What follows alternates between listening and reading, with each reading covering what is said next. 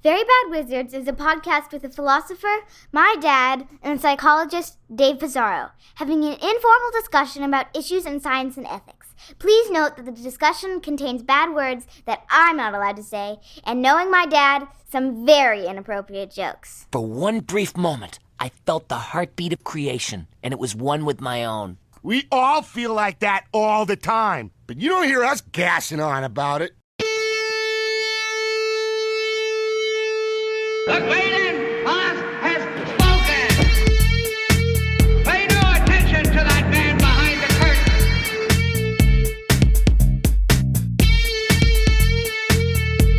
Who are you?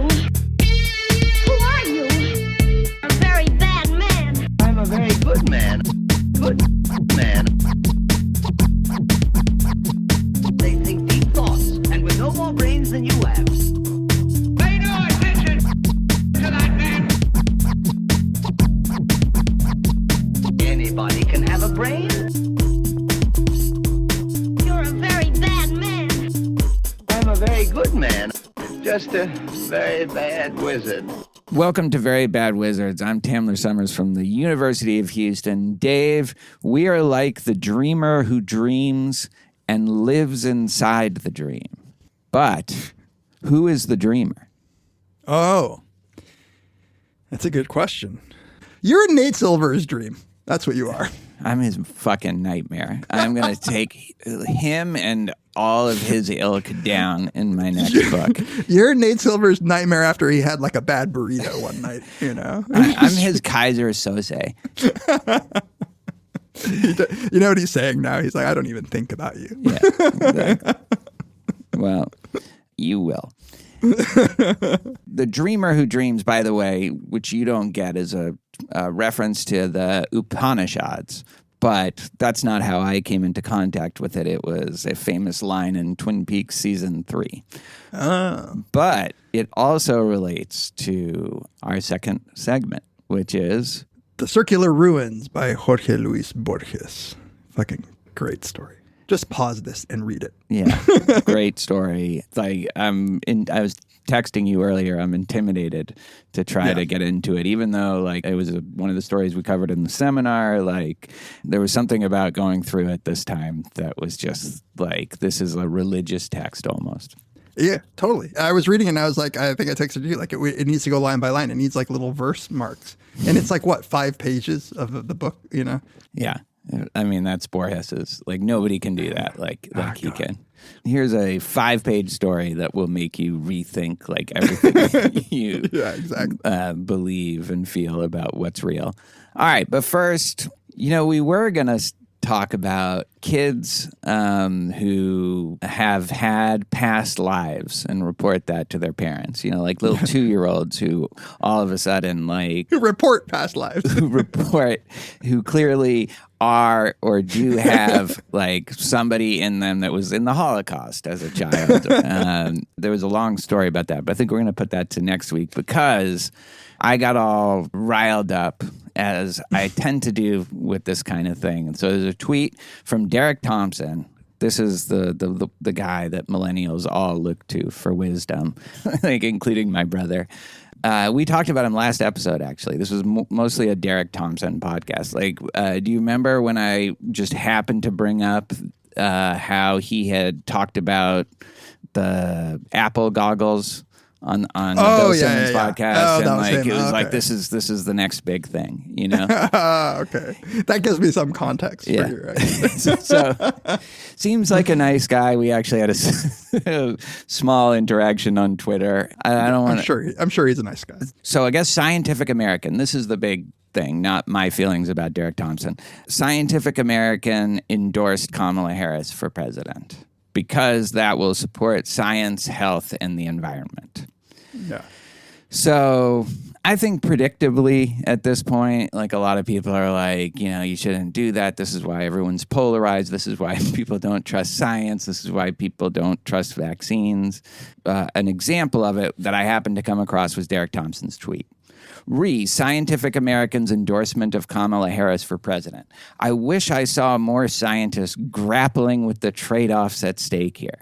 In fact, a 2023 paper found that the journal Nature's endorsement of Joe Biden, 1, caused large reductions in stated trust in nature among Trump supporters. I'd love to know the set of those people. I have thoughts about that specific thing. Yeah. Lowered the demand for COVID-related information provided by nature. So ridiculous.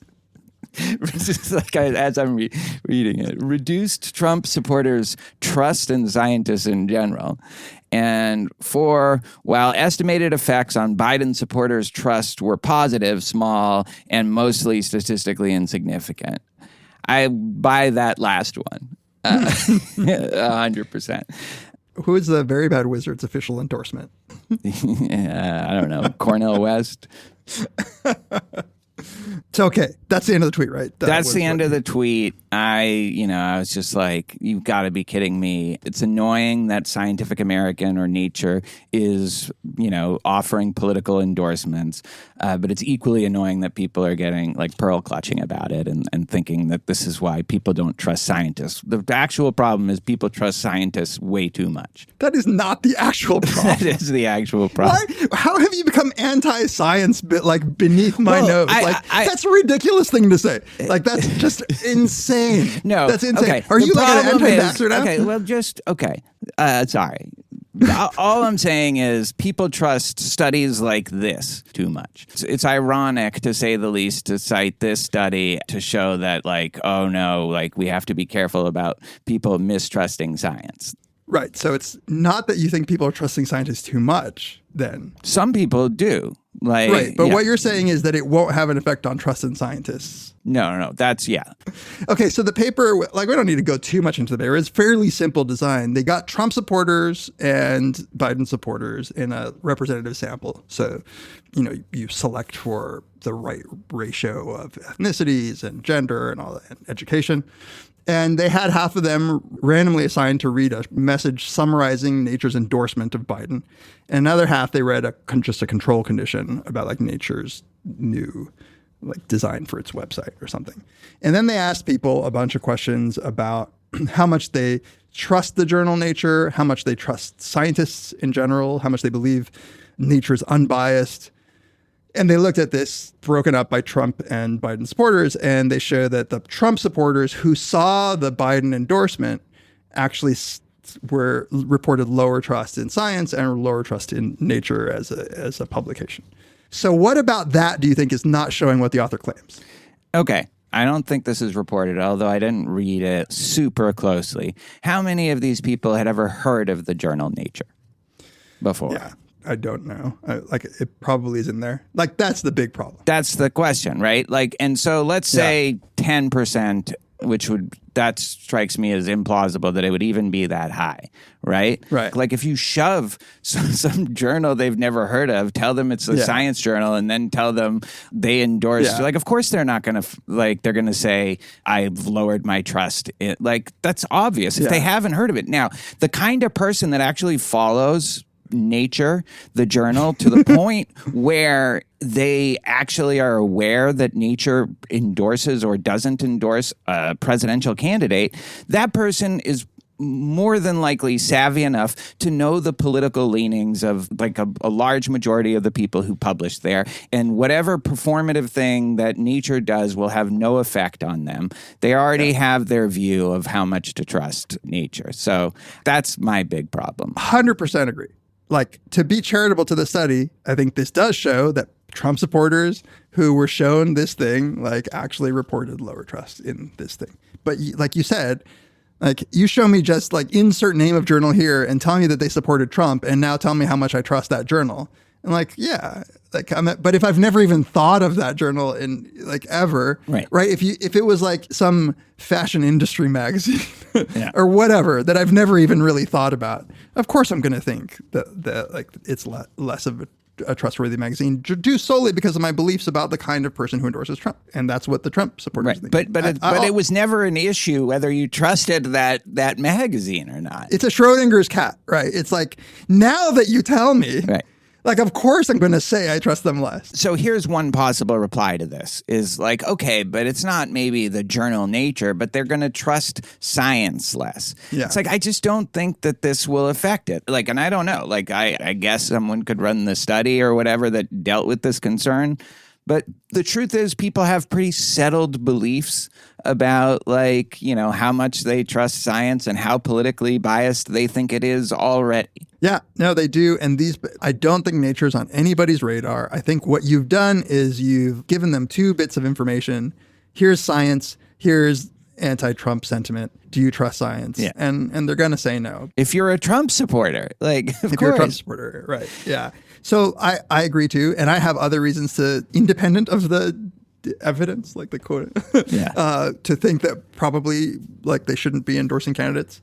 Not because I don't think that we should stand up for, you know, like I think that you could take a strong pro-science stance and be political about it, but I find it useless to endorse. It's always struck me as a weird, overinflated view of the influence that you have. Yeah. Like, who the fuck cares what science That's American exactly, thinks? that was exactly my, and I don't know why it pisses me off, but it's who gives a fuck? Nobody cares about this except the tiniest sliver of academics and journalists trying to drum something up. And Yoel. When Yoel was talking about, I was just thinking about that, about SPSP endorsing things. I also think in principle, like it shouldn't, for its own stated reasons. But to think that anything that SPSP as an organization states like that publicly, like I would have quit it a long time ago, probably, if I cared about that stuff, you know? Right. Like, Everyone knows what SPSP thinks, you know? And the idea that it reduced people's trust about what Nature says about COVID, like, I can't even dignify that with response. No, yeah, I worry sometimes that we're even feeding into this whole like weird circle jerk of this stuff because like who cares, you know, it's a fine tweet, whatever, but like I really don't think I need to grapple with this Scientific American endorsing. So Liam Bright responded to that tweet saying like it's not a trade-off, there's no upside for doing it. Yeah. And what I said was like, it's not a trade-off because like, there's no effect, period. But I think there's definitely no upside. Right. The word trade-off has become this stupid-ass fucking like word. Is that like Bayesian priors? Yes. Updating my priors? Exactly. Yeah. And it's like people need to realize the trade-offs. And it's just sort of this like Nate Silvery word. No, Liam is right. And then what he said in reply to that was like, well, they could have been using the time that they wrote that endorsement to like work in a soup kitchen. And then, yeah, absolutely. 100% agree. Like, yes, it was a waste of time to do it, period. All this does is amplify or let people even know who Scientific American endorse. It's not like, all these voters, these Trump voters are getting their Scientific American in the mail and holy shit, wait, now I'm not going to get my 8th booster shot anymore because they endorsed Trump. Or Kamala. For the record, I'm pro booster. No, I know. I don't care who endorses it or doesn't. If that's how you're making your decisions, they can't find a vein anymore for Dave. I'm doing it between my toes. Like I'm double booking under different names. This is the biggest difference between us. I just have the 2 Johnson & Johnson shots, the one that doesn't work. The Russian one. Yeah.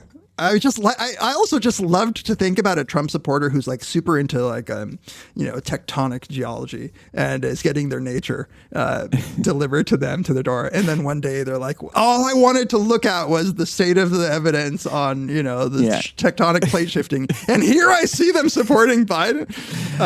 That's well, I don't believe in this results anymore. And climate change isn't real. Yeah, climate change isn't real. Yeah. Look, are we better? Like we just spent a whole segment talking about it. No. So. We just needed to talk about something before Borges. Yeah, you wanted to put off grappling with the fact that like reincarnation is real. So it's too real. I would think you would like that actually. Tupac has a line that I love. He says, "My only fear of death is reincarnation."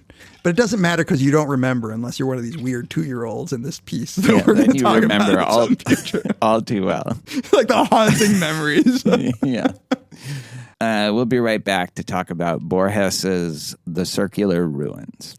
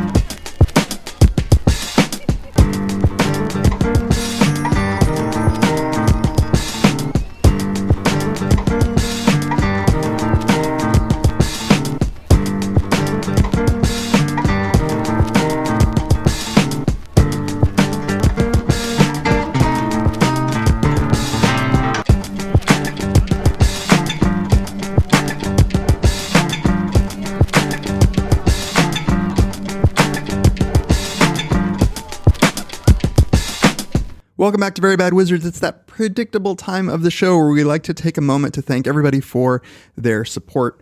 Really means a lot to us. We wouldn't be doing this without you. Can't believe that it's already been 12 years since we've done it.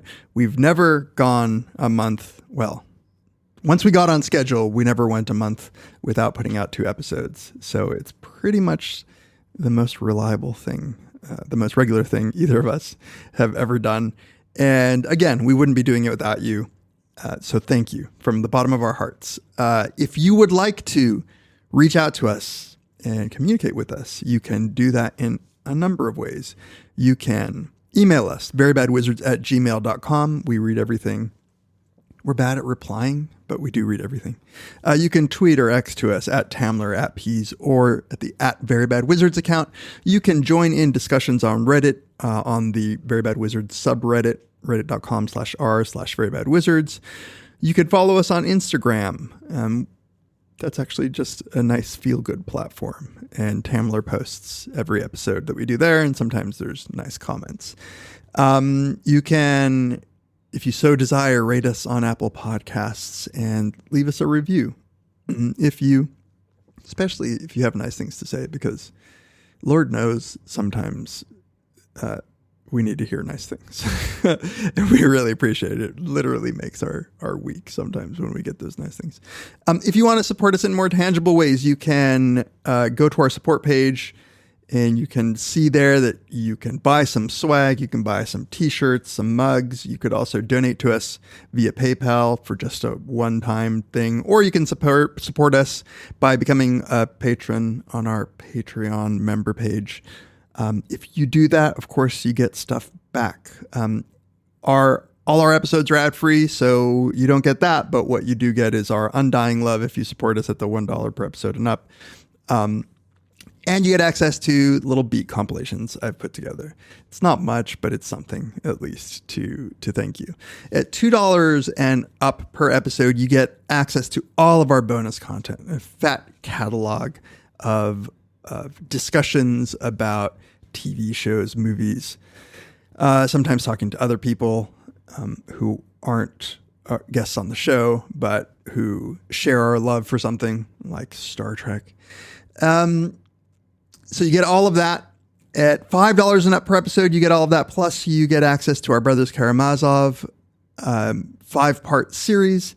You also get to cast a vote for an episode topic. A couple times a year, we solicit ideas for episode topics. We narrow it down, come up with a list, and you get to vote to hear a topic that you'd like us to talk about. We always get tons of ideas from our listeners for that. You also get access to some videos, some video lectures, Tamler talking about Plato Symposium, me talking about IntroPsych, although those might be down. I got to double check and put those back up. And finally, at $10 and up per episode, you get all of the things that I just mentioned, plus you get to ask us anything. You get once a month, we record an Ask Us Anything segment where we solicit questions from our $10 and up per episode patrons, and we videotape it and we release that. You get the audio if you're $2 and up anyway. So, but you get to ask the question and you get to see our mugs at the $10 and up tier. So thank you again for all of your support. Thank you for just being there for us. Some of you have been there from the beginning, which is crazy. And some of you just joined us. And some of you actually go back and listen to some of those early episodes and work your way up, which always blows my mind. But however, in whatever capacity you're a listener, we thank you from the bottom of our hearts. All right, let's get to this absolutely mesmerizing Borges story, the circular... Banger. A total banger. The Circular Ruins. This is in his collection. It was in the Garden of Forking Paths. Yeah. I wouldn't say it's a plot-heavy story, No. but David, what is the narrative of The Circular Ruins? Yeah, in fact, it's so not plot heavy that I think it's fairly easy to give a summary. So the story is about a man who sort of finds himself in a forest in some circular ruins of an ancient temple and immediately gets to sleeping. And he knows in the deepest of his core, he knows that his one task is to sleep and to dream, and in his dream to create a man of dream stuff. And so the story is how he goes about doing that creation. He finally creates that man, lets him loose into the world with the blessing of the gods, and at the very end realizes through what happens that he himself is a dream. He is being dreamed by somebody else. Yes, he wanted to dream a man into reality, then realized that he himself is a dream. We were talking about this before. I think this is a story you have to read more than once, or you have to not be me. Because when I first read it, I was like, this is cool, but okay, there's a little twist at the end. And for Borges, I thought he kind of was very explicit about the twists, too, at the end. And I was like, I don't want to give Borges story writing advice, but I think he gave us a little too much. And now I just realize how completely idiotic all of that was. Like, there's so much going on in this story. And, maybe it took like assigning it in my class because the students were immediately like much smarter than me about finding all the strange, mysterious aspects of the story in a way that it's not just, he realized he was in the Matrix. It's like, it's so far beyond that. Like, my head is swimming with all the different ways to try to interpret this story. Yeah, I'm the same as you. In fact, credit to our listeners who kept bringing this story up, and then you assigning it and sort of co-signing that made me like actually do it, because I had the same experience as you. Like, I remember reading it. I remember thinking it was clever. But yeah, on Borges, like in that, M. Night Shyamalan, reveal at the end. Exactly. He was a dream. Right. But it's this journey, like you read it again and hopefully again. I mean, it's like we said before, it's like 5 pages or something. And all the journey stuff is important. In fact, the reveal at the end is... It's almost unnecessary. It's almost unnecessary. I was going to say that. We can talk about that, like what purpose that's serving.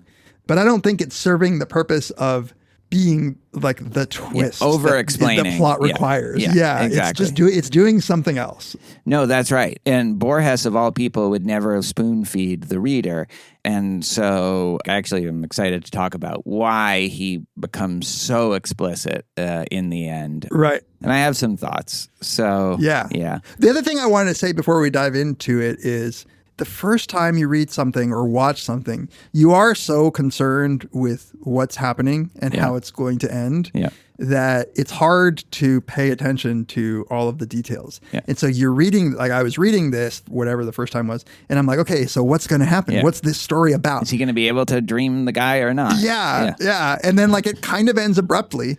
And you're like, oh, that's what it was about. And you kind of forget the denseness of the journey in this story. Like just the sheer amount of things that are packed into this.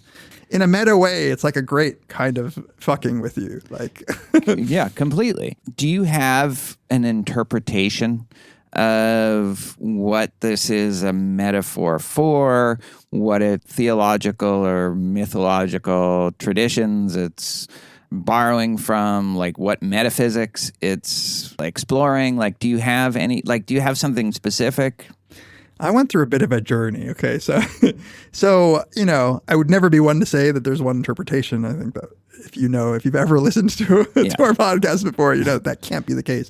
But at least the one that I've been left with these past couple of days reading the story a few times, it feels like this is a real soul searching or I don't know. It's like getting deep into the soul of somebody who is a creative person, like the creator of a work of art specifically, maybe. Yeah. And all of that mythological stuff that's going on to me seems very much a metaphor for the human creative process and the almost mystical, or perhaps mystical feel that you have maybe as you're creating something or as you're just consuming the things that other people have created or something. Yeah.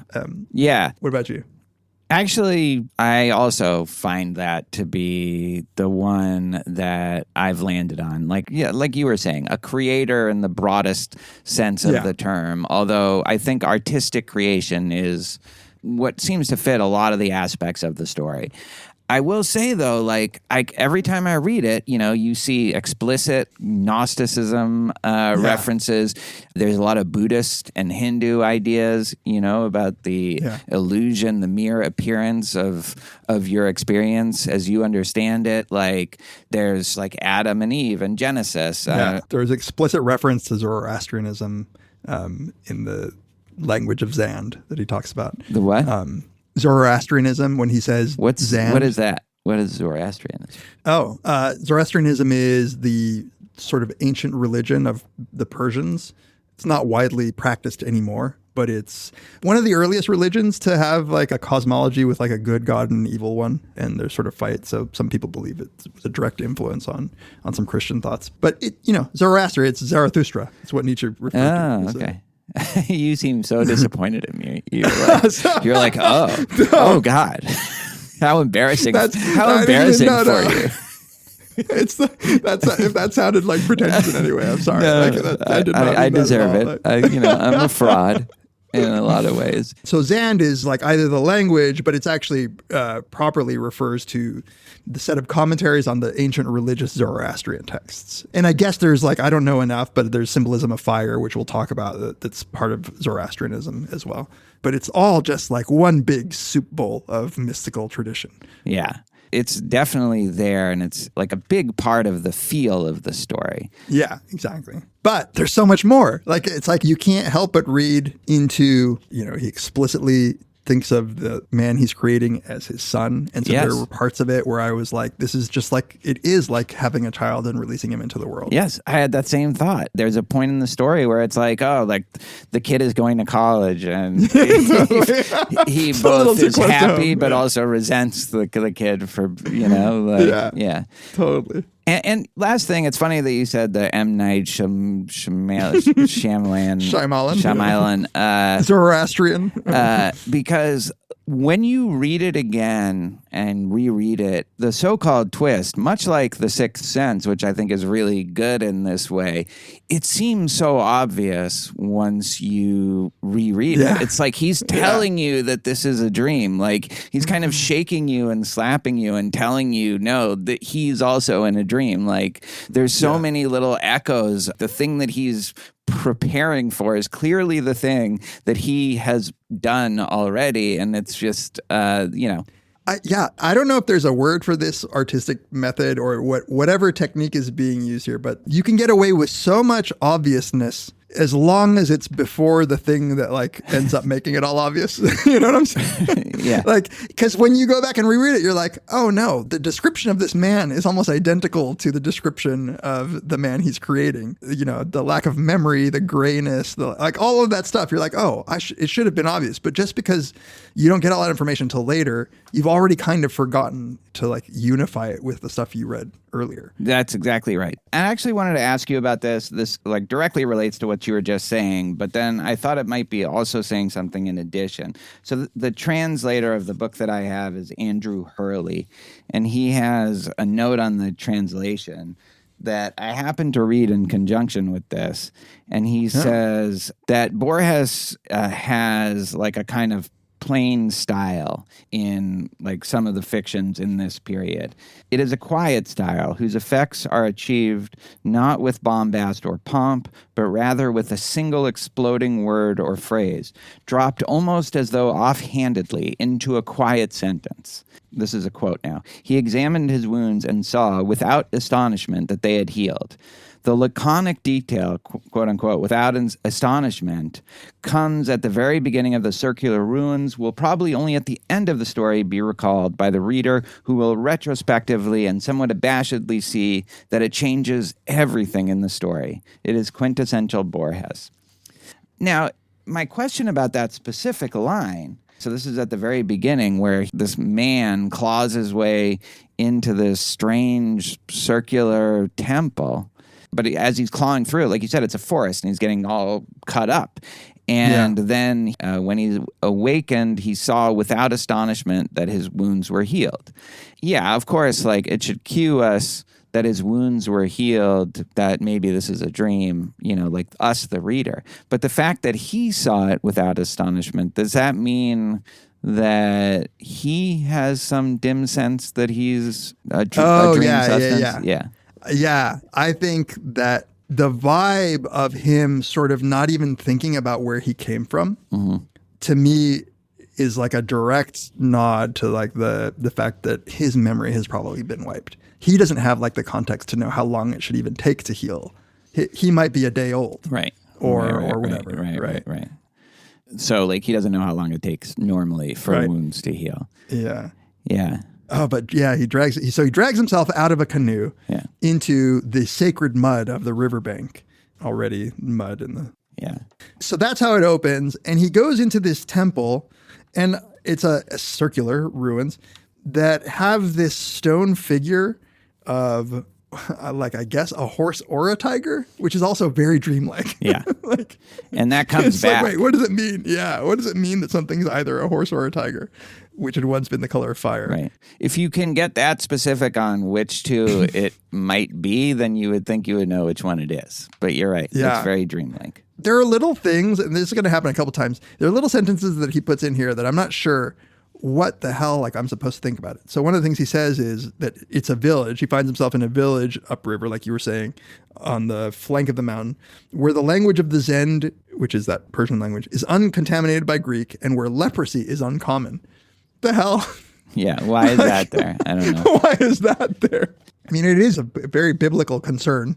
So I don't know if we're supposed to think that this is super remote or super in the past. This ring in the temple was devoured by an ancient Holocaust, and now this jungle is just invading it. The malarial jungle, he calls it. You can just picture this abandoned ruins that's just overgrown and possibly dangerous, certainly dirty and scratchy. Right, definitely scratchy. And he knows immediately that this is where he belongs. Yeah. Right? Like he plops himself into this. Right? He's a foreigner. Like we'll find out that there are locals who sort of like are either afraid of him or they respect what he's doing. But he knows immediately that he belongs in here and that his task is to dream. But he also knows, who knows how, that there is a very similar circular ruin that hasn't yet been devoured by the jungle downstream. The other people are pretty interesting. They're even more shadowy than he is, and maybe that makes us not question the degree to which he's completely shadowy. He's a gray man. He has no name. He doesn't know his name. There's different levels. In the same way in a dream, like there's certain things that seem very real and certain things that are just blurry background. Yeah. You do get that sense that like reality isn't fully fleshed out here. No, not at all. Yeah. Yeah. I was going to say about the mud and about like he's crawling out of the mud. It's very also like creation of Adam, being sculpted from mud. Yeah. Which again is explicitly referenced later, although in the gnostic context. Right.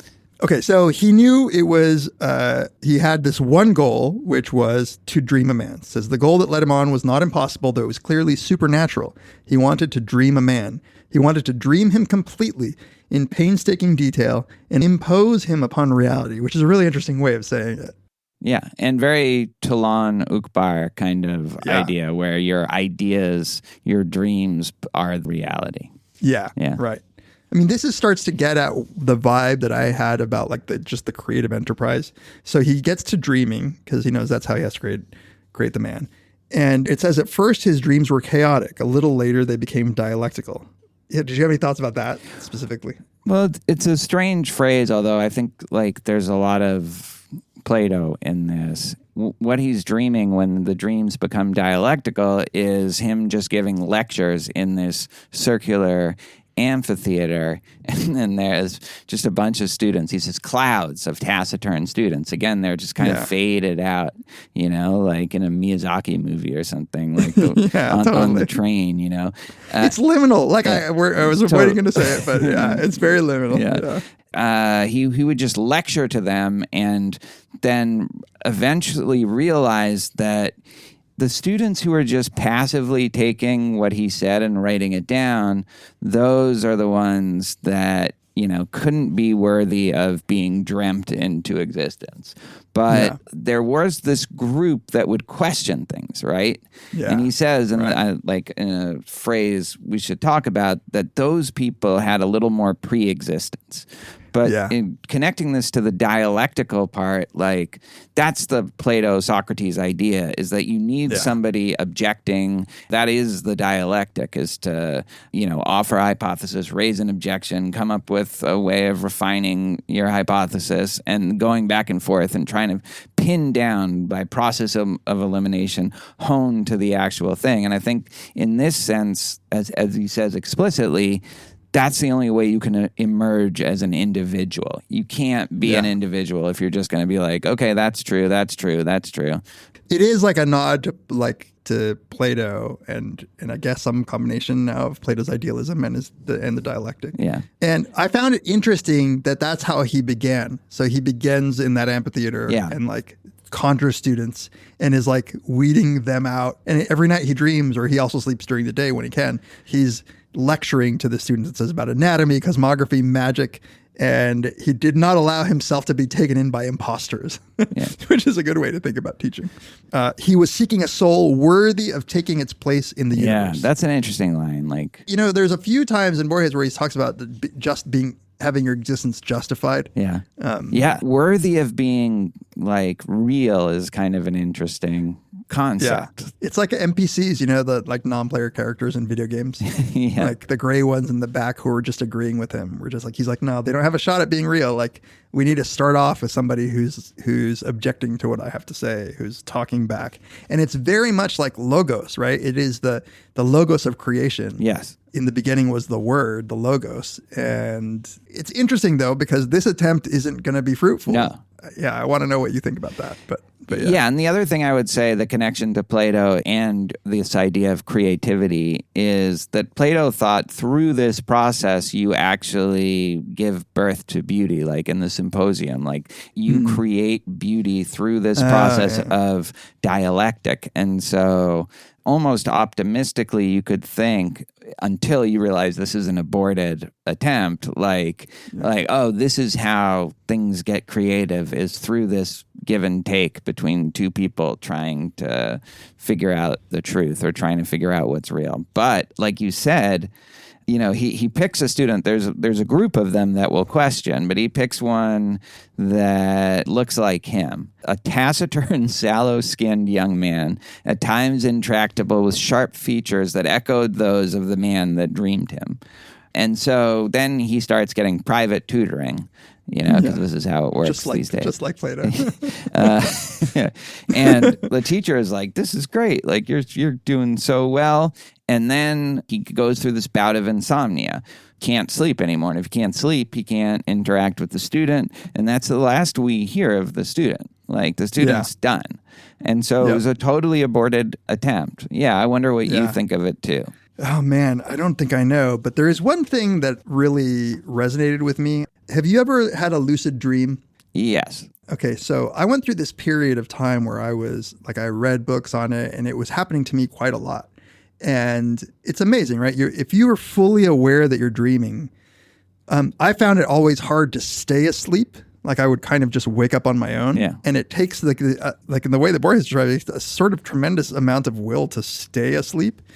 And I remember the best lucid dream I ever had, and this is dumb. Nobody wants to hear about people's dreams. But the one thing that really resonated with me is that I remember focusing really hard on like details in the dream and seeing them rich details. Like I remember looking at a watch and seeing like the design, and I remember thinking my brain is doing this, but it's sort of like at the expense of everything else around you. Yeah. And I even had like, I don't know if it's from reading this, but I even had like an explicit, like I was in a classroom, in an amphitheater classroom, and I was teaching, and I told all the students that they were just my dream. And I thought this was going to be like funny to tell them that they were all just part of my dream. I've done that. Yeah. They don't care, but it's hard. And so when he had this aborted attempt that, he then lapses into this insomnia, I got that feeling of, you pour your heart and soul into something, and sometimes it just doesn't go anywhere. Yeah. And that frustration, that insomnia represented to me like just this sort of creative constipation. That's what it seemed to me, as an aborted work of art. But like, I feel like the lucid dream, because I've only had like a few of them, and in all of them, like I just fly. Yeah, I fly too. Yeah. That's I'm like, this is so cool that I can do this. But you're right that you are struggling on that border of awake. That's the only time I've had it, is when I'm kind of in and out of waking and sleeping, I think. Yeah. And that's, I think, like what we're getting here. At various parts in the story, it becomes not clear when is this his dream, even in the reality of the story, or is this real? Yes. And even like the bringing to quote unquote reality of his eventual creature. Like I'm not sure what metaphysically is happening there, which we could talk about. So this is just like waking up like from the dream when you almost had it. Yeah, or just what I realized in lucid dreaming is I would get fatigued from, like, I wasn't getting the proper rest from dreams. Yeah. Like, as Borges later says, the normal dreams that people have, where it just is a tremendous effort in the dream to like be in control of the thing. And so I think that's just, the only reason I bring it up is because it sounds like the description of somebody who's had those dreams. Yeah. Of course, he's using that to like make this other deeper point about creation. Right. So one of the things that leads to the successful creation is he gives up the goal. He gives up the grasping. He gives up the trying to stay in the dream, right? Like, so like, when you try to stay in the dream too hard, it's probably when you wake up. So I think that grasping, it was too premeditated, this idea of like picking these trying students too hard. He's trying too hard. And then when he released all effort, released all goals, this is a lot of Buddhist allusions here, and I'm sure other traditions too, but like, it's when you release the goal that the goal can happen, and when you don't want it. And I think that's true with the dream. Yeah, it's like getting a girlfriend when you're not looking. Yeah, yes. Yeah. He says he understood that the task of molding the incoherent and dizzying stuff that dreams are made of is the most difficult work a man can undertake. He understood that initial failure was inevitable. He swore to put behind him the vast hallucination that at first had drawn him off the track, and he sought another way to approach his task. What you were saying, he abandoned all premeditation of dreaming and almost instantly managed to sleep for a fair portion of the day. The few times he did dream during this period, he did not focus on dreams. He would wait to take up his task. That's the key. Even when he would dream, he's not trying to grasp at it. He's not trying to stay in the dream. He's not trying. It's like, okay, whatever. So I'm dreaming. Yeah. I don't care, Yeah. And from that like letting go, which letting go. I mean, that part of it is so true, I think, about the artistic process. Like, I mean, there are so many examples of this. I was just listening to, it was musicians, and they were talking about how some of the best songs in history were written in like minutes, usually under pressure. Like the label needs one more, or we have a little bit more time in the studio, so why don't we try to come up with something? When you try hard, like you can be working on something for so long, and then you just like realize, what the fuck am I mean, this happens with writing. This has happened with me with beats. Like you just overcook it. You're just like, now I've just lost sight of what I'm doing here. Like the first version of this was so much better than all of these like 20 drafts in. Yeah, and this is the fundamental like instruction in meditation, or at least the type that I practice, is to let go and, effortless, and see what's there when you stop trying, when you just let everything be. And that's what he does. And what I like about it is he does it even when things are starting to coalesce. I think one of the things both with creativity and with a lot of these things is, okay, so then you get yourself into this relaxed, letting go state. All of a sudden, you see the glimmers of what it is that you're trying for, and then you go back to striving and grasping. Yeah. And that's the thing that he doesn't do in this case. And then it's becomes so methodical in terms of how he constructs it. That evening he purified himself in the waters of the river, bowed down to the planetary gods, uttered those syllables of a powerful name that it is lawful to pronounce, and laid himself down to sleep. Almost immediately he dreamed a beating heart. Yeah. And then that's where it starts. Every night he dreams. He doesn't touch it. This is another thing. Like he's restraining himself from all that He's effort. edging it. He starts creating that heart, and it says he dreamed it with painstaking love for 14 nights. Each night he perceived it with greater clarity, greater certainty. He did not touch it. He only witnessed it, observed it, corrected it, perhaps with his eyes. He perceived it. He lived it from many angles, many distances. He lived it. And that's that's how he starts creating this second version of Adam, right? Like not the non-failed one. You know, he's doing this like weird mystical shit, like saying the names of planetary gods or whatever. And he's now like crafting organs and skeletons and eyelids. And it says the countless hairs of the body were perhaps the most difficult task. And I thought, is he dreaming like an Armenian guy? Like, like why doesn't he just dream? He could just dream me. That would save him a lot of trouble. And he's dreaming him asleep, which I don't know if that's important here, but like every night he's dreaming creating this guy, and even when he's fully formed, the man he's created is asleep in his dream. Yeah, until he has an encounter with the fire god. So here's where it says in the story, in the cosmogonies of the Gnostics, the demiurges knead up a red atom who cannot manage to stand. As rude and inept and elementary as that atom of dust was the atom of dream wrought from the sorcerer's nights. So here he's saying like, the kind of alternate creation story for Adam is that there's a God that is the supreme being and exists in the non-material realm. That God emanated a bunch of eons, I guess. Yeah. One of whom is Sophia.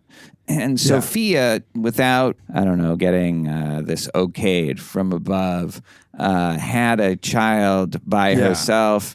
And that child is the demiurge. And then she realizes, holy shit, this is like a bastardization. This is like a deformed creature, sends it off somewhere in the cosmos. Then this demiurge creates our world, which starts with Adam, but it's in his deformed, like perverse image, right? And I didn't know any of this until today either. Yeah. I mean, I knew about the idea that the demiurge created this bastardized material world and man in his fucked up form.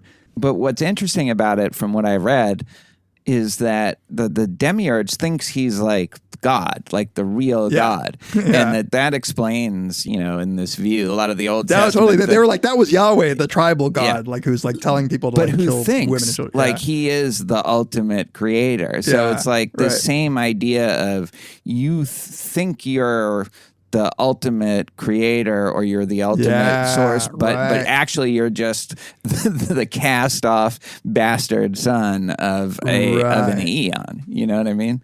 Yeah, I hadn't put that together totally. It's another nod to like what's going on. Mm-hmm.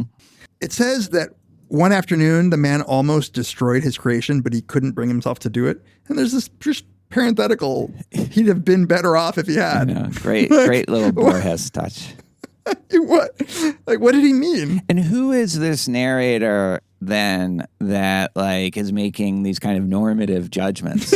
Yeah, right. He's inserted himself. Yeah, this is not objective reporting. I mean, on the surface, I guess it's like then he wouldn't have found out that he was just a dream, but like. Number one, it doesn't seem like he's enjoying this this life currently. No. But also number two, it's like, who is this narrator? Like I hadn't really noticed the narrator until that parenthetical. Next, he's going to endorse Kamala. Yeah, exactly. Kamala. Why do you think he tried to destroy it?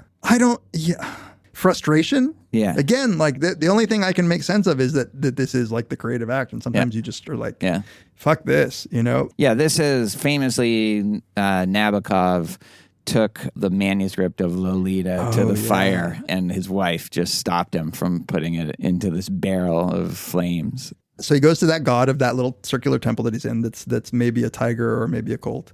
And he just begs it to help him, to breathe life into this.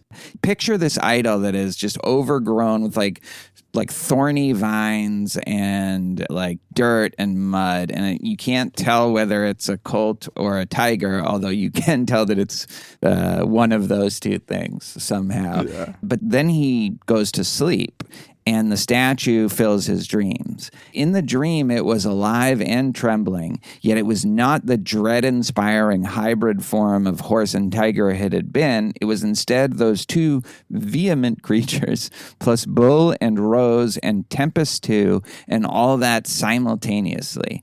The manifold God revealed to the man that its earthly name was fire, and that in that circular temple and others like it, men had made sacrifices and worshipped it, and that it would magically bring to life the phantasm that the man had dreamed, so fully bring him to life that every creature, save fire itself and the man who dreamed him, would take him for a man of flesh and blood. Fire ordered the dreamer to send the youth, once instructed in the rites, to that other ruined temple whose pyramid still stood downriver, so that a voice might glorify the god in that deserted place. Okay, there's so much here. Yeah. So first of all, fire is ordering the dreamer, who is the man, the gray man, to send his youth, once he is brought to life by fire, to this other downstream, exactly the same circular ruins, to do exactly what he just did. You know, like, how do you not see at that point, like, what's going on? But then this last sentence, in the dreaming man's dream, the dreamed man awoke. Like, whoa. Like, just trying to parse that. In the dreaming man's dream, the dreamed man awoke. And so this is where, like, I was confused the first time I read it, or whatever, the first time, this most recent time. So, like, does that mean that he became real in the awake part of the dreaming man's dream? I mean, dreaming man's life? But he says it's in the dreaming man's dream. I know. But then later on, the guy just exists. Are we to believe that the dreaming man is still dreaming all of this?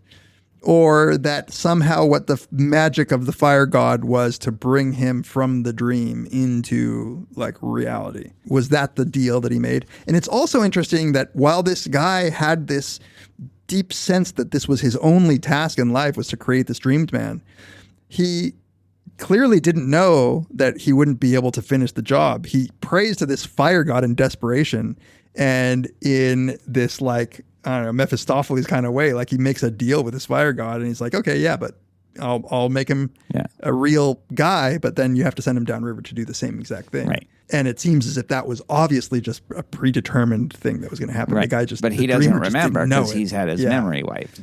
Exactly. Yeah. What I think this shows, and in that last sentence, is something I think Borges does all the time, which is there's this bleeding between fiction and reality, between dream and reality, between illusion and reality.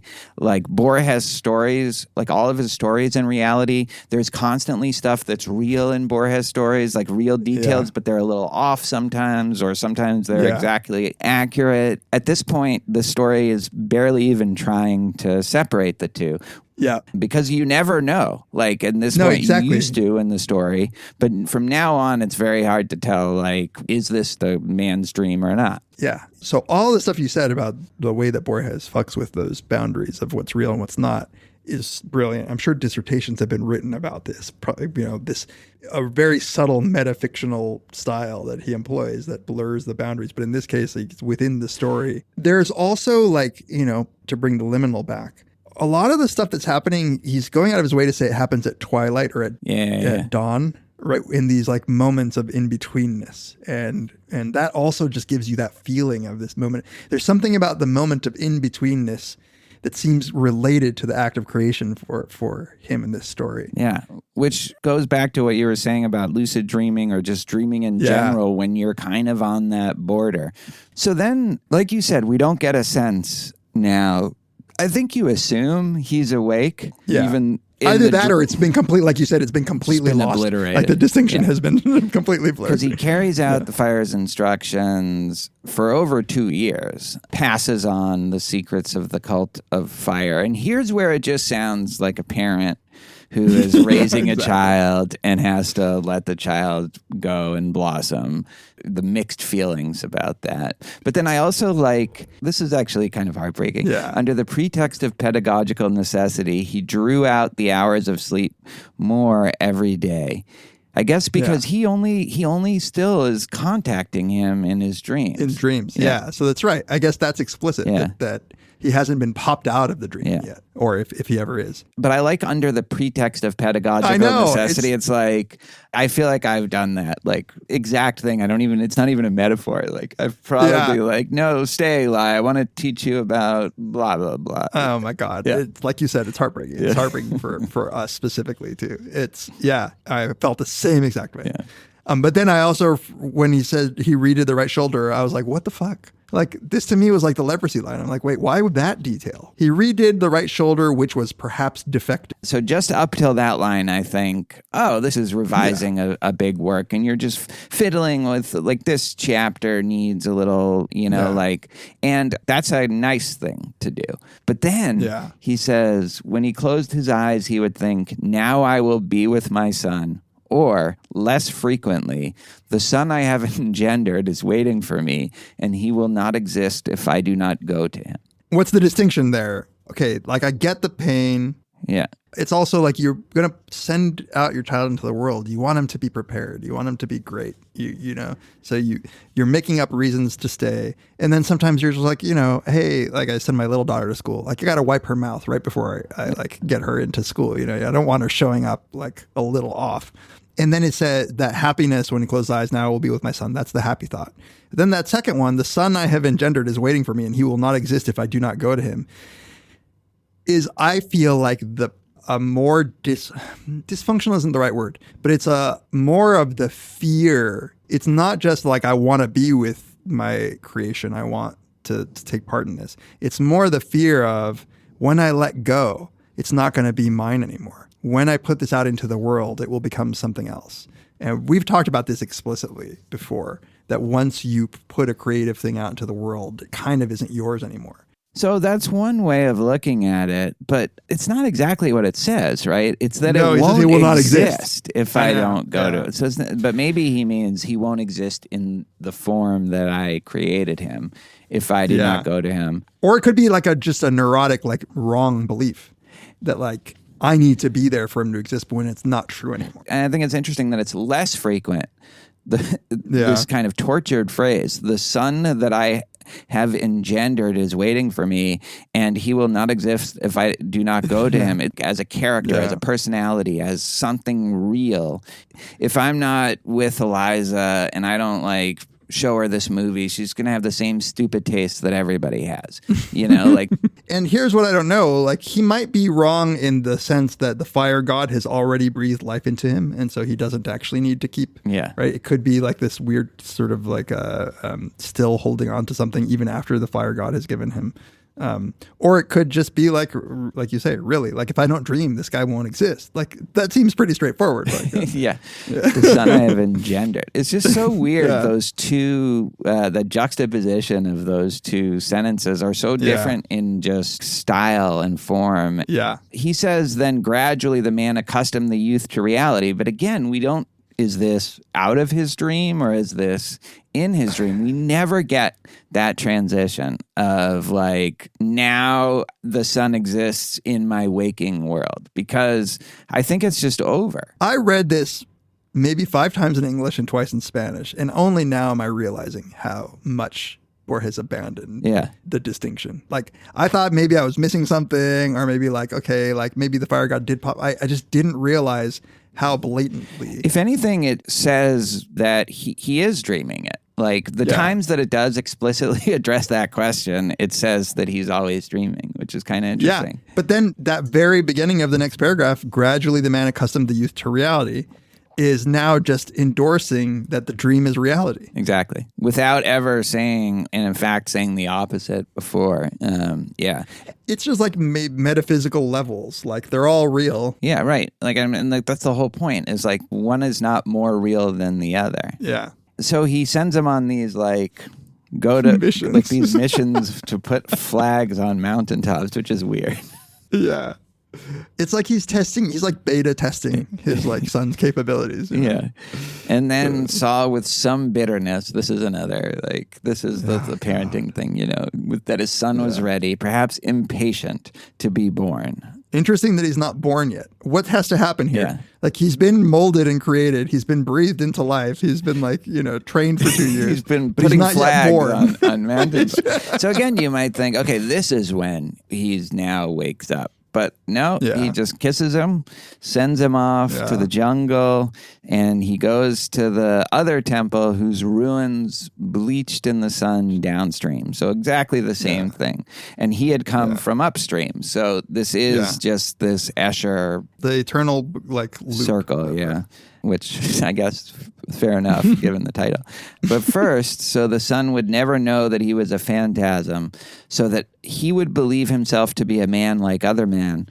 The man infused him a total lack of memory of his years of education. Which is also heartbreaking because in order to give him that independence, he has to like erase the memory of everything that he did with his father.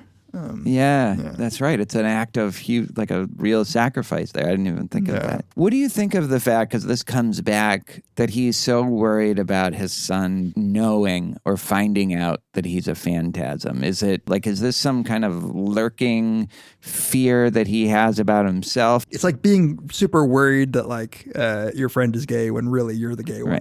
Right. Like, yeah. Oh no, that's me. Yeah, but the thought that it would be a terrible discovery, maybe it's just like pure ego protection. Like, to bring it back to the parenting thing, one of the worst thoughts is of your child going through something like terrible, like or even embarrassing or rejection. Yeah. Like that's a terrible thought that they would be humiliated. And like feel that. like a fraud, feel like And it's weird that in this whatever metaphysical shadowy world that he would think that that's something that So then the kid goes and he's done he achieved his life's goal, and so now the days are just the same. He says he imagined perhaps that his unreal son performed identical rituals in other circular ruins downstream. It really is just slapping you like multiple times like Humphrey Bogart, and like to just tell you like, and then at night he didn't dream or I like this line actually, or dreamed the dreams that all men dream. Could be a metaphor for retirement. Like, oh shit, like what do I do now? Like this was my whole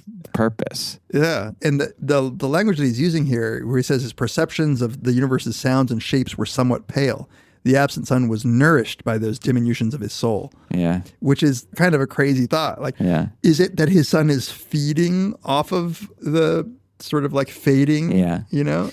That's what they do. They suck our fucking life energy, these kids. And all we want is for them to FaceTime us, So he's fading. His existence is fading. He's becoming less real. Yeah. But it says his life's goals have been accomplished. The man lived on now in a sort of ecstasy. Yeah.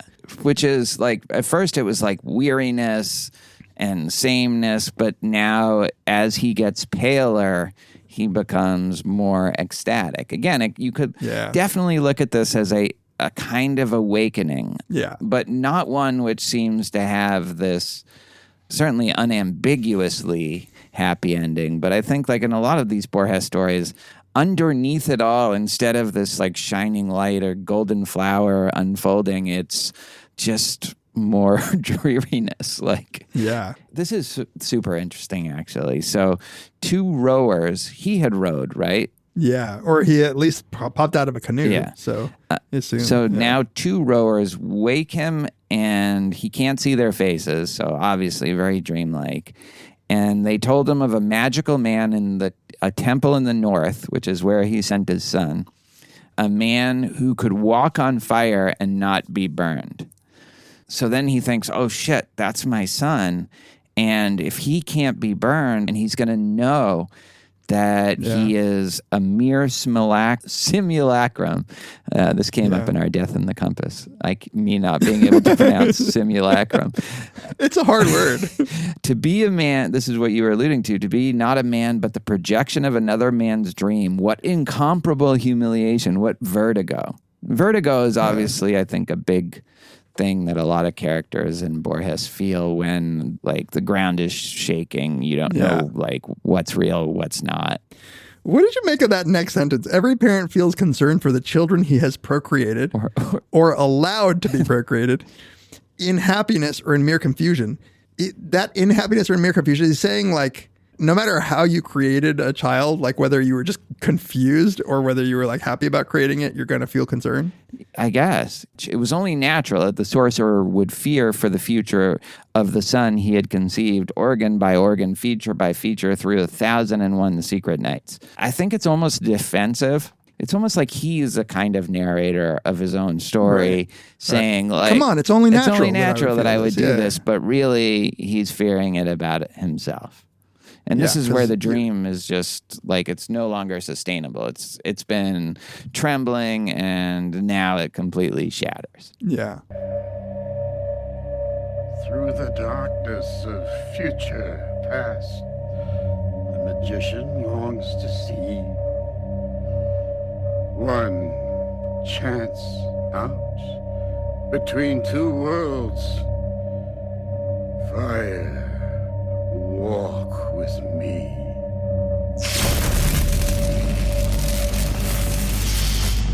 And then he has this very poetic passage. The end of his meditations came suddenly, but it was foretold by a drought, a distant cloud as light as a bird upon a mountaintop.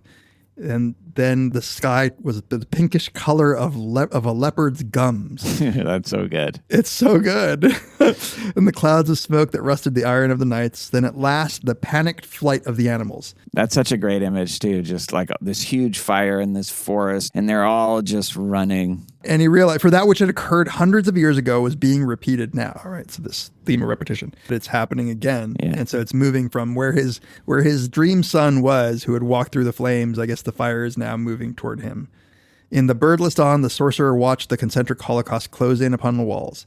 For a moment, he thought of taking refuge in the water, but then he realized that death would be a crown upon his age and absolve him from his labors. He walked into the tatters of the flame, but they did not bite his flesh. They caressed him, bathed him without heat and without combustion. With relief, with humiliation, with terror, he realized that he too was but appearance, that another man was dreaming him. Okay.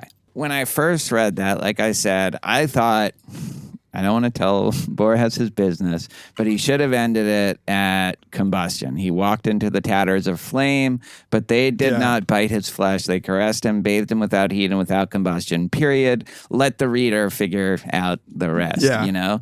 But then, like, I realize I'm sadly, pathetically wrong, I think, because first of all, you need that like really cryptic, with relief, with humiliation, with terror. It's like three totally different things. Yeah, absolutely. He realized that he too was but appearance. And then that other detail at the end, that another man was dreaming him, is almost more specific. Like really all he should realize at this point is that he's but appearance.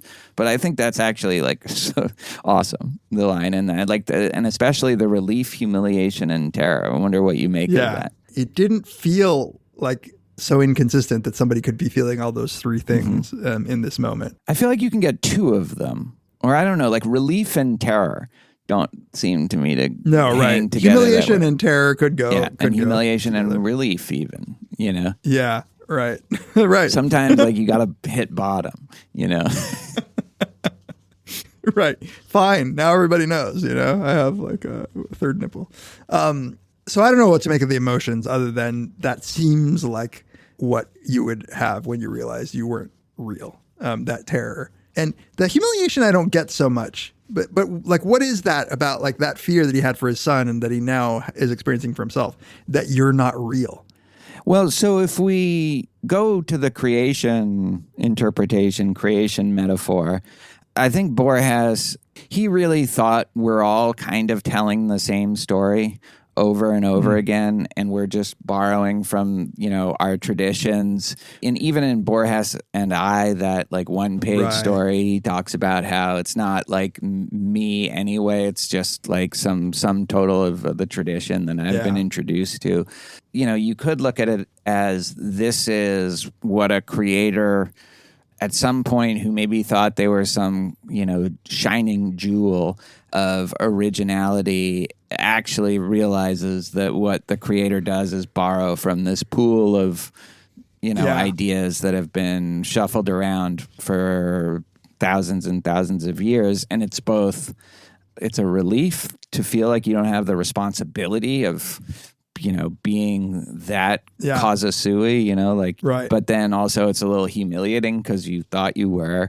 The terror, I think, might be like a existentialist thing of, Exactly. I think that totally makes sense, the humiliation part. I remember one time, years ago, I was like fucking around. I made this little tune on my iPad and I played it for somebody and they're like, oh, that's exactly the tune of this song. And I realized I didn't know what the song was, but it had just been like a copy in my mind. And that was embarrassing. Right. But it's hubris to think that you ever were. And I read a little bit of hubris in this guy. Yeah, but hubris isn't, but a willful oblivion to the fact that he might not be causa sui. Certainly the hubris of a creator that thought that they were, the first person to have some idea that Shakespeare and Homer and Chuang-Tzu or whatever already had. Borges was always very upfront that that's what he thought. But the other stuff, what this says about whatever metaphysics this story is exploring, that's the part that I'm less clear about. I'm not sure. So that last bit where he says that he realized that he too was but appearance, that another man was dreaming him. To me, the necessity of that nailing home that another man was dreaming him it seems to me to be pointing to this sort of eternal recursion thing where you need that one other link to realize that who knows how far back this chain goes. All of reality is dreams of dreamers of dreamers of dreamers of dreamers. And if he had that realization in that moment, that is a terror, terrible in the terror sense. Yeah, it's cosmically terrifying because he might be the only person. At this point, that's what he, there might be him and the fire god and then other iterations of him further downriver forever and ever and ever and ever and ever. Which is the most Borgesian thing ever. Yeah, I mean, exactly. Think about it. He is just dreaming himself into existence, wiping his memory. And it's a little memento that way. The fact that he wipes his memory and this exact same thing happens in a exactly the same circular ruin with the same fire god who some dim recollection, maybe it's different at the margins, maybe sometimes he doesn't have the aborted amphitheater thing, but I guess the way I read it here is no, it probably all just is this guy that's caught in this loop of creating himself, and so it becomes Uroburo. What's that? Uroburo? I never know how to say it. Uroboros. Uroboros. Yeah. The snake eating its own tail. But why do you say it's the same guy? Is the sun, it's a different consciousness? I mean, it's... Well, we don't know that, right? Because he gets his memory wiped. So it could just be the same consciousness, but at a different stage in life. I guess the one thing is that he seems to realize the son that he can be consumed by fire before the father does. But we don't know that that's true. We just know that these two shadowy figures come and tell him that. And so that just maybe part of this guy's eternal life is that at a certain point his sense of reality starts to break down.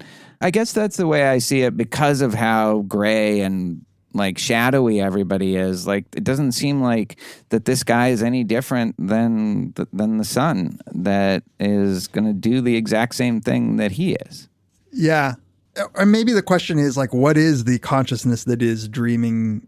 How far back does it go? What is at least, if not the same, there is only one consciousness in the sense that it's like a Russian nesting doll that just goes on forever.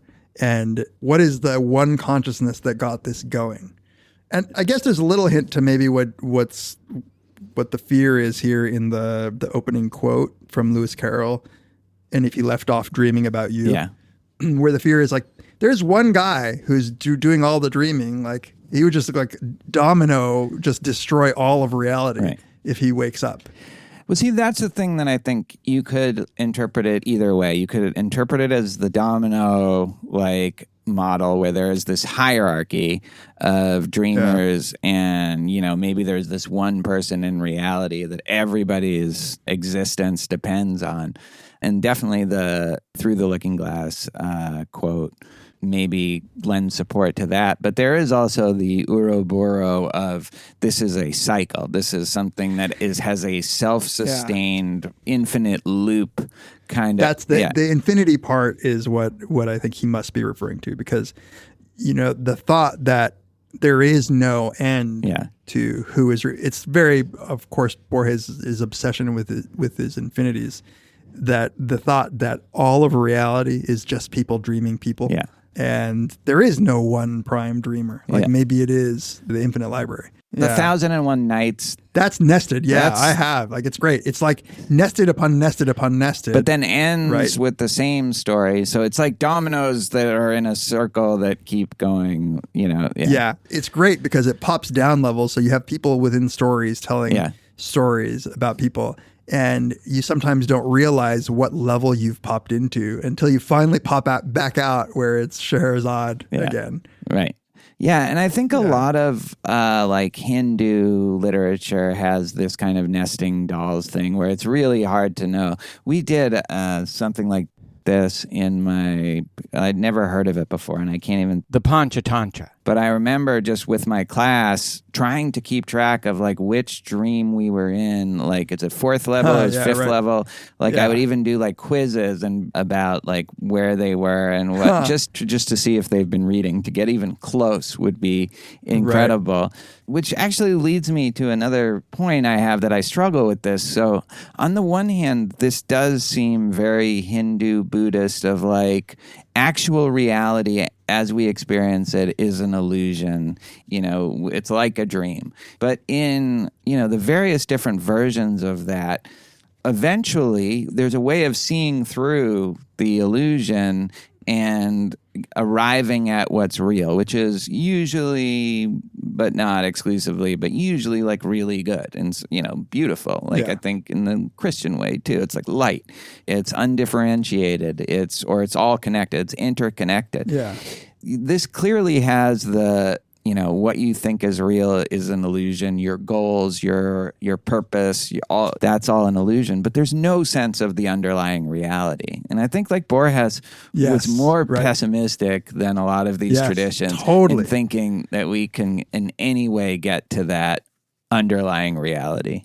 Absolutely. I think it's a great way of putting it. Like all of those traditions are feeding into these ideas, but it's very Borgesian and like, what if it's all just this infinite series of dreams? Like there is no veil to be pierced. Right. Like that is what it is. What is this? Yeah, what is the illusion. There's no getting underneath it. There's no getting beyond it. I don't think there's a underlying metaphysics that he thinks maybe is real, but certainly not something that we can pierce. Like Not accessible. Not accessible. Yeah, exactly. Yeah. No, I think that's right. Which is why I think a lot of his stories have this kind of weariness and this just, Totally. Yeah. And little glimmers of happiness. And maybe if there is a happiness there, it's just like the moments. Yeah. You know, here was the moments that he spent with his son. Right. That brought him happiness. Yeah. And that's what matters, right? Yeah. Yeah, it's funny, like, if I had to put mood-wise, I would put this with the Library of Babel, which also had this kind of gloom, this kind of bleakness that just was pervading the whole story, like, in addition to whatever the plot was. There's just this, you know, it's obviously a lot more defined and precise in the library than this, where everything's hazy, but it's that same kind of mood of just everybody is trying to get something that probably there's no way they can get, and they know that deep in their hearts. It's outside of their grasp. Yeah. in this case, this is that different vibe, like you said, the grayness, the lack of definition, the whatever liminality, however you would say that. But same vibe. Like reality is dizzying and confusing, and I don't know. It's almost like maybe it's better to be stuck in the illusion. Or you're fucked regardless. Yeah, you're just fucked. Yeah. I think you're also fucked if you don't try to pierce the illusion, or like there's not a lot of happy paths. No. In this story. In Gödel or Bach, Hofstadter is talking about like these levels, like nested levels. And he's talking about Bach, and he's describing this piece of music. I don't know enough and I don't remember, and I can't even describe it right. But basically, like when you create a tension and you resolve it musically, you've created this tension, you resolve it. But Bach has this piece where he creates this tension, but then he like moves into a different like a fugue thing and creates a different but he creates a different source of tension and then yet a different one. So he's nested it 3 levels and he resolves 2 of them, and he ends the piece resolving the 2, but you don't realize that he hasn't actually resolved the one that he started with. And there is something that vibe like gets me, where it's like, if you think about it, you'll never be able to pop out all the way to like the deep reality. Yeah. So like, just be happy with what you're popping into. Yeah, be happy with your kid until you send him down river. Enjoy that you can't be burned, And every once in a while, you'll notice that like the layers upon metaphysical layers are so infinite and mind blowing that maybe every once in a while you can grasp for a moment what infinity is. Like the Aleph, you can maybe look into, have a mystical experience and feel the ineffable infinity. But then you'll be immediately like drawn back into the illusion and the pettiest part of the illusion. Oh, fuck this guy who fucked the woman I love. I'm just going to gaslight him destroy into thinking that it's not real. Right. And maybe that same thing that's happening in this dreamer, where the effortful process of trying to like create the man led to failure. If we try too hard to grasp like the fundamental reality, like we're going to over intellectualize and we're not going to really get it. The only time we really get a glimpse of it is in these sort of mystical, non-rational moments, but we can't hold on to it. You can't grasp it. But even that, like even when he released Effort, that didn't lead to, as it does in a lot of the, the stuff that I practice and that I read about, it doesn't lead to a gradual understanding of what reality actually is. It leads to just the same thing happening over and over again. And in fact, he says, he probably shouldn't have done this to begin with. Like, he probably should never have made this guy. So there's a complete lack of the optimism, I think, of a lot of like these mystical traditions, You're right, and it's a sneaky pessimism. Because you read this and you're just like, oh, cool thought. Like, this guy was also a dream. But like, it's deeply pessimistic. Like when you're... it doesn't seem like there's a path where like, oh, it could have had like a good life or gotten to the bottom of, what experience and what's actually real. And it was all preordained. Like this was going to happen. Yeah, and it's going to continue happening. And there is something that's more, I guess maybe this is the terror word. Like if it was just, oh, I'm part of this circle, that would be one thing. But if it's just more iterations of just me doing this over and over again, so I feel like that sun is actually just me and there's nobody else. There's something about that takes the existential, void terrifying. To a different level. Yeah, that's a terrifying thought for some reason. I don't know. I can't quite explain why, but it is a terrifying thought. Yeah. The other reason I like the, well, I don't know if this actually matters, but that line from the Upanishads, we are like the dreamer who dreams and then lives inside the dream, comparing it to like a spider weaving the web. Like that kind of sounds like he is the dreamed person. He is being dreamed by himself. And then living inside the dream. So that's, I think, the other kind of connection for me that makes me at least think that's a possible nod that Borges is making. Right. It's just recursive. All right. Yeah. Speaking of dream. recursive, we could talk about this forever and ever. Forever, yeah. All right, great story. Is this like the best Borges story? The most quintessential man. It's Borges? up there. It's up there. It's up there. I still think the Library of Babel has to be the most quintessential. That's the most quintessential. Can you be most quintessential, or is it just the quintessential? I guess, yeah. I don't know. Relatively. Yeah. More quintessential than closer to the form of a Borges story. I'm going to make a list one day. I'm going to reread them all. Top 10 Borges. Yeah. Yeah. We should do that. Yeah. It's be Maybe we should. ridiculous because it would change. Like if I did it like the next week probably and reread all of them. But yeah. Just take the averages. We'll do a linear regression. All right. Join us next time on Very Bad Wizards. The great boss has spoken. Pay no attention to that man behind the curtain.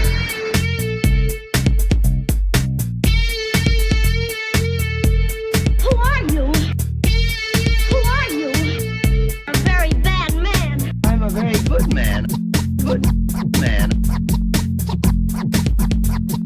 They think deep thoughts, and with no more brains than you have. Pay no attention to that man. Anybody can have a brain. You're a very bad man. I'm a very good man. Just a very bad wizard.